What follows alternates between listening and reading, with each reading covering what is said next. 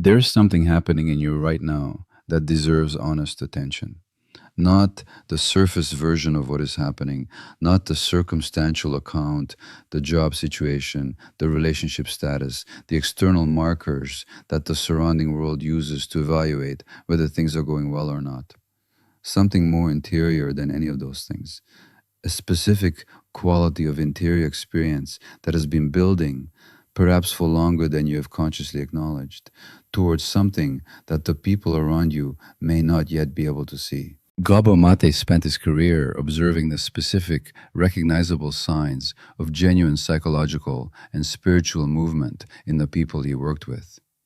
And what he found consistently was that the people closest to the most significant and most lasting positive shift in their lives were almost never the people whose external circumstances suggested that shift was imminent.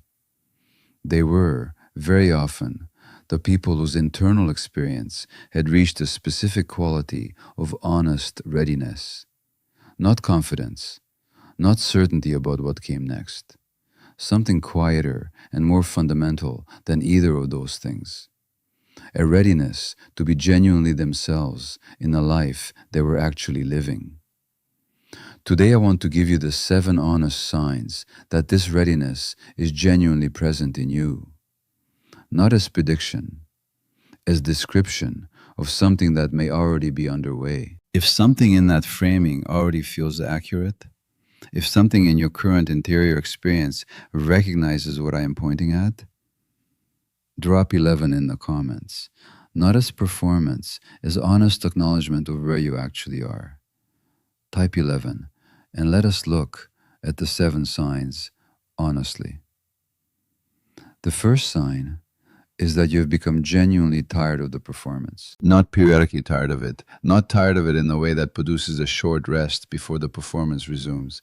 Genuinely, comprehensively, no longer willing, tired of the specific gap between who you are when no one is watching and who you present yourself to be when someone is. The exhaustion of that gap has reached a threshold that previous thresholds never reached. And what is different this time, what makes this sign genuinely significant, rather than simply another passing moment of frustration with the necessary compromises of social life, is that the exhaustion is not producing despair, it is producing something more useful, clarity. The specific, honest, increasingly non-negotiable clarity about what you are no longer willing to spend your energy maintaining. Gabor Maté observed that this specific quality of exhaustion, the comprehensive threshold-crossing tiredness with the performance of a self that is not quite the genuine one, is one of the most reliable early indicators that genuine change is not merely desired, but developmentally imminent. The system that sustained the performance has genuinely reached its limit. And what comes after that limit is not more performance. It is the gradual, sometimes disorienting, ultimately genuine emergence of something more honestly yours. The second sign is that you have stopped waiting for permission. This sign is subtler than it sounds, because the waiting for permission is rarely experienced as waiting for permission. It is experienced as prudence, as appropriate consideration of timing and circumstance and the reasonable concerns of the people whose opinions matter. As the responsible adult's sensible deference to external conditions before moving in a direction that feels genuinely true. The shift that signals the beginning of the best chapter is not the abandonment of genuine consideration for others or genuine attention to real circumstances. It is this specific interior shift in which the primary organizing question changes from will this be approved of to is this genuinely mine? From is the timing right according to external standards to is this genuinely what I am here to do? That shift, quiet, personal, often invisible to the people around you, is one of the clearest signs that the next chapter is genuinely beginning, because the best chapter of a life is almost never the one organized around external permission. It is the one organized around genuine internal authorization, the specific, grounded, honestly arrived at decision that the genuine self has sufficient authority over the direction of the life to begin moving in the direction that is actually its own. The third sign is that difficulty has stopped feeling like evidence against you. The person who is approaching the best chapter of their life has usually been through enough genuine difficulty to have developed a changed relationship with it, not the absence of difficulty. The best chapter does not guarantee the absence of difficulty. And Gabor Maté was always honest about this. A changed relationship with it. The difficulty that used to confirm the inner critic's verdict, that arrived as evidence for the prosecution's case that the self was fundamentally inadequate to what its life required, has begun gradually and genuinely to be experienced differently, as information, as the honest feedback of a life that is navigating real territory with real stakes, as the entirely predictable accompaniment of genuine growth rather than the punishment of genuine inadequacy. This shift does not make difficulty comfortable. It makes difficulty navigable in a way that the verdict confirming relationship with it never permitted. And navigable difficulty is one of the most practically significant features of the best chapter, not because the chapter is easier, but because the person navigating it is no longer consuming the energy that was previously available only for the management of what the difficulty meant about them.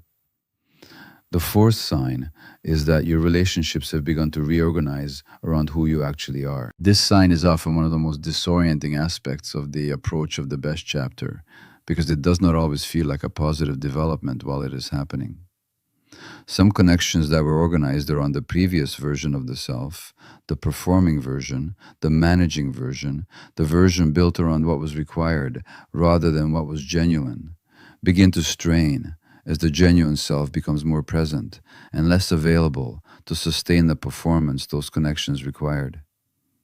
And simultaneously, other connections, sometimes existing ones that deepen unexpectedly, sometimes new ones that arrive with a quality of ease and genuine recognition that feels unfamiliar, begin to become more central.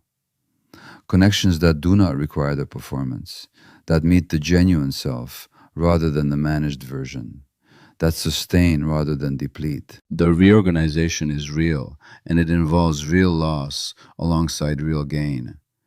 But the direction of the reorganization toward relationships that can hold the genuine self rather than only the performed one is one of the clearest external indicators that the interior shift toward the best chapter is genuinely underway.